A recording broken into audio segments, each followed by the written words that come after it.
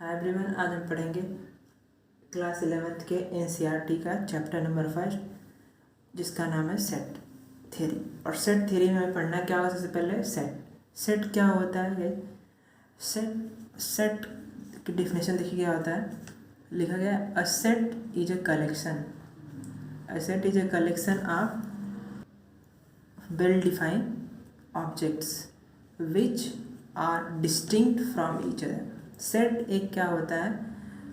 Collection होता है और जिसमें अलग अलग एलिमेंट होते हैं, ठीक है, और सबको वेल डिफाइन किया गया होता है। अब इस वेल डिफाइन का मतलब क्या होता है? इस डेफिनेशन में जो वेल डिफाइन दिया हुआ है, इस वेल डिफाइन का क्या मतलब होता है हमें यही समझना पड़ेगा। वेल डिफाइन का क्या मतलब होता है सेट के डेफिनेशन में? वेल डिफाइन का मीन्स देखिए लिखा हुआ है कि a collection of a object in the sense that we can definitely decide whether a given particular object belongs to a given collection or not। मतलब हम किसी भी ऑब्जेक्ट को देखकर ये बता सकें कि वो उस कलेक्शन का ऑब्जेक्ट है या नहीं है। उसका मतलब ये आपका क्या होता है? वेल डिफाइन का मतलब यही है कि आप किसी भी ऑब्जेक्ट को देखकर बता सकते हैं कि वो पर्टिकुलर ऑब्जेक्ट उस कलेक्शन में है कि नहीं है। एग्जाम्पल के तौर पे गाइस देखिए, we can say that city Kota does not belong to city of collection of city of UP. मतलब यूपी के शहर में कोटा नहीं आता। देखो ये कलेक्शन एक बढ़िया है कि आप एक पर्टिकुलर कलेक्शन में यूपी के शहर जो है उसमें से कोटा आपको ढूंढना है तो है ही नहीं, तो ये आपका एक सेट है, ये वेल डिफाइन है। अच्छा, और इसके बाद अनदर हैंड दूसरी से आप कह सकते हो the city Lucknow does belong this collection.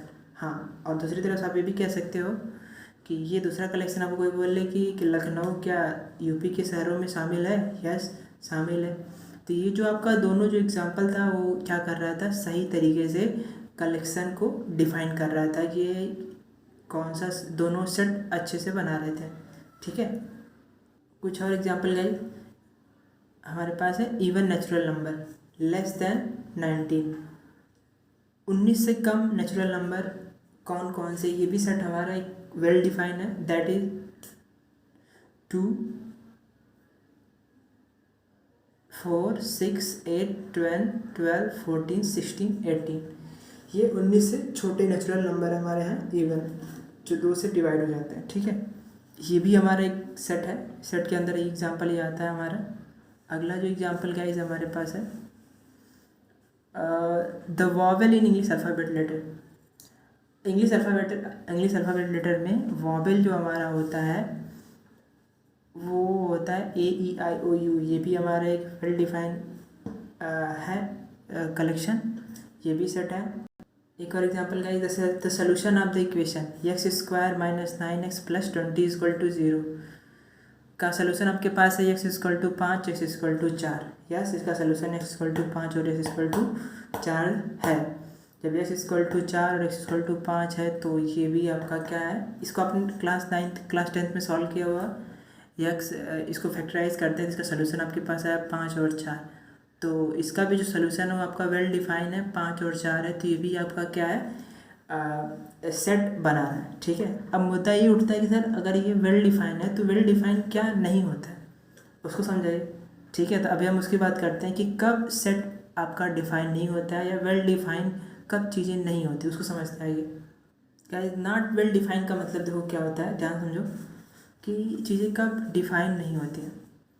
जैसे एग्जांपल देखो, जैसे सेट ऑफ गुड स्टूडेंट। अब गुड स्टूडेंट के आपको सेट को बताना है तो आप क्या ये वेल डिफाइन है कि नहीं है? तो मैथ के हिसाब से ये वेल डिफाइन नहीं है। कैसे वेल डिफाइन नहीं है? देखिए, जैसे मान लीजिए कोई मैथ का टीचर है, उसके हिसाब से गुड स्टूडेंट कौन हो? जिसका मैथ में बढ़िया नंबर होगा। कोई आपका फिजिकल का टीचर है, फिजिकल का टीचर अगर आएगा वो चेक करेगा तो उसके हिसाब से गुड स्टूडेंट कोई और हो सकता है जिसकी फिजिक अच्छी हो, ठीक है। इंग्लिश का टीचर है, इंग्लिश का टीचर जिसका इंग्लिश का मार्क्स अच्छा, उसके लिए इंग्लिश वाला लड़का सबसे अच्छा होगा। तो गुड स्टूडेंट सबके लिए अलग अलग है, तो इसलिए ये आपका वेल डिफाइन नहीं है। इसे बोलते हैं नॉट वेल डिफाइन, मतलब ये एक सेट को नहीं बनाते हैं, ये सेट को डिफाइन नहीं करते हैं, ठीक है।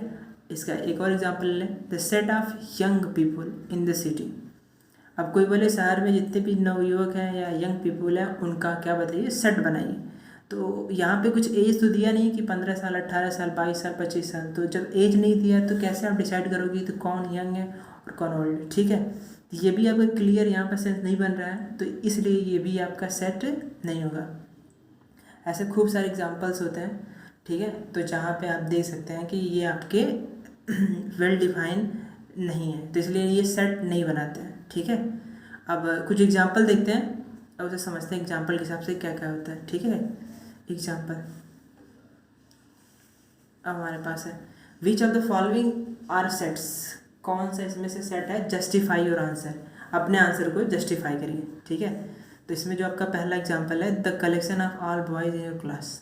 तो आपके क्लास में जितने भी बच्चे हैं उनका सभी का सेट बनाना है। तो ऑफकोर्स क्लास में जितने बच्चे होंगे उनको इकट्ठा कर लो, वो आपका एक बढ़िया कलेक्शन हो गया, क्योंकि पर्टिकुलर क्लास बता दिया गया है। तो ये आपका एक वेल डिफाइन है, और वेल डिफाइन है तो ये आपका सेट बनाएगा। अच्छा, सेकेंड वाला आपका, the collection of all natural number less than 50। जितने भी नेचुरल नंबर है 50 से छोटे हैं उनका कलेक्शन, ये भी वेल डिफाइन है, सबके लिए यही होगा। 1 2 3 4 5 6 50 तक जाना है आपको, 50 से कम ही रहना है, 49 तक जाना है। ये भी आपका वेल डिफाइन है, तो ये भी आपका सेट बनाता है, इसमें कोई शक की बात नहीं है, ये भी आपका सेट बनाता है। अच्छा, अगला एग्जाम्पल गाइस हमारा क्या, the collection of most dangerous animal of the world. अब ये गाइस ये आपका सेट नहीं बनाता है, कैसे, क्योंकि ये देखो डेंजरस एनिमल मेरे लिए, मान लो मेरे लिए लायन या टाइगर पे सबसे सबसे डेंजरस एनिमल हो सकता है किसी के लिए स्नैक हो, किसी के लिए काकरोच हो, ठीक है। तो सबके लिए अलग अलग हो सकता है, तो ठीक है। तो ये एक वेल डिफाइन आपका नहीं सेट है, ये वेल डिफाइन स्टेटमेंट नहीं है, इसलिए ये आपका सेट नहीं बनाता है। तो सेट का मतलब वो होता है कि जिसमें आपका कलेक्शन क्या हो, ढंग से डिफाइन हो, जो सबके लिए इक्वल हो, सभी लोग उस बात से एग्री करते हैं। डेंजरस एनिमल सबके लिए अलग अलग है, तो ये आपका सेट नहीं बनाता है, दैट्स वाई ये आपका सेट नहीं है, ये एक सेट को रिप्रेजेंट नहीं करेगा, ठीक है। Set notation. अब गाइस अगला टॉपिक, अगला जो हमारे पास पॉइंट है सेट नोटेशन। सेट को कैसे दिखाते कैसे ना, कैसे लिखते हैं सेट को, कैसे उसका नोटेशन क्या होता है। तो देखो गाइस हम कैसे लिखते हैं इसको, we simply list each element. हम जितने भी एलिमेंट होते हैं उनको सिंपल तरीके से, एलिमेंट बोले या मेंबर बोले, सेपरेटेड बाय ए कामा, उन्हें कामा से सेपरेट करके लिखते हैं, and put some curly bracket around the whole thing. मतलब जब भी सेट लिखते हैं तो आप उसमें क्या करते हैं, एक कर्ली ब्रैकेट बनाते हो, और जितने भी एलिमेंट होते हैं सब अलग अलग एलिमेंट होते हैं, सबके बीच में कामा लगा के आप क्या करते हो, लिखते जाते हो। अच्छा, जो ये कामा के पहले जो आपका 5 है, 10 है, 15 है, दैट आर, ये सब एलिमेंट है ना, ये आपका एलिमेंट है। और एलिमेंट बोलूँ चाहे मेंबर बोलूँ, दोनों बात सेम आपकी गाइस यहाँ पे है, ठीक है। तो ये बात आपकी सेम हो गई यहाँ से। और इसमें, और इस 3 डॉट का मतलब होता है ये सीरीज आगे बढ़ती रहेगी। मतलब देखो आपने क्या क्या सीखा, सेट क्या होता है, सेट आपका collection of well defined objects होता है जो अलग अलग होते हैं। और उसमें आपने सीखा कि वेल डिफाइंड का मतलब क्या होता है, जिसमें आप ऑब्जेक्ट को देखकर कलेक्शन को सही ढंग से बता सकते हो। और वेल डिफाइन नहीं होता है, उसमें भी आपने पढ़ लिया वेल डिफाइन क्या नहीं होता है। सेट का नोटेशन क्या होता है, तो सेट नोटेशन में क्या होता है, कर्ली ब्रैकेट लगा देते हैं, अंदर सारे एलिमेंट या सारे मेंबर को कामा लगा के लिखते हुए जाते हैं, and so on dot dot. अगर इनफाइनाइट एलिमेंट है तो एंड सो ऑन लिख देते हैं।